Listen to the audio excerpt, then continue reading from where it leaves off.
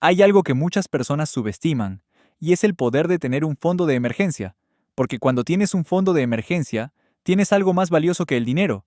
Tienes margen, tienes oxígeno, tienes tiempo, tiempo para reaccionar, tiempo para pensar, tiempo para tomar decisiones con calma, porque cuando ocurre un problema y no tienes dinero guardado, no decides tú, decide la urgencia, decide el miedo, decide la presión, y ahí es donde empiezan los errores.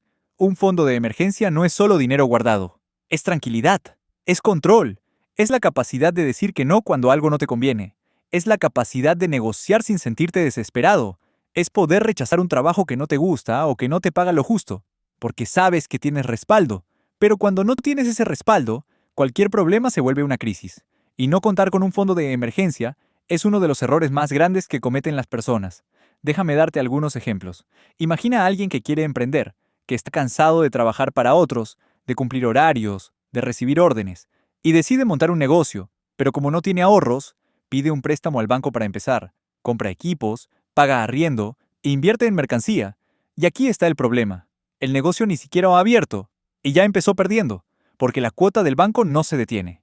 Llega cada mes, venda o no venda, y sin un fondo de emergencia, cualquier error pequeño se vuelve un problema enorme. Otro ejemplo, pierdes tu empleo, algo que puede pasarle a cualquiera. Si tienes un fondo de emergencia, tienes tiempo para buscar un buen trabajo, tiempo para prepararte, tiempo para elegir. Pero si no tienes fondo, aceptas lo primero que aparezca, aunque pague menos, aunque no te guste, aunque no te convenga, porque necesitas sobrevivir, y eso te pone en una posición débil. Ahora piensa en otra situación, una emergencia médica, un daño en tu vehículo, una reparación urgente en tu casa. Son cosas que pasan. Siempre pasan. La pregunta no es si pasarán. La pregunta es, ¿estás preparado? Porque cuando no tienes un fondo, la solución suele ser una sola: endeudarte, tarjeta de crédito, préstamo rápido, intereses altos, y en cuestión de semanas, un problema pequeño se convierte en una deuda grande. Pero cuando tienes un fondo de emergencia, la historia cambia. No hay pánico, no hay presión, no hay decisiones desesperadas, solo acción, solo control.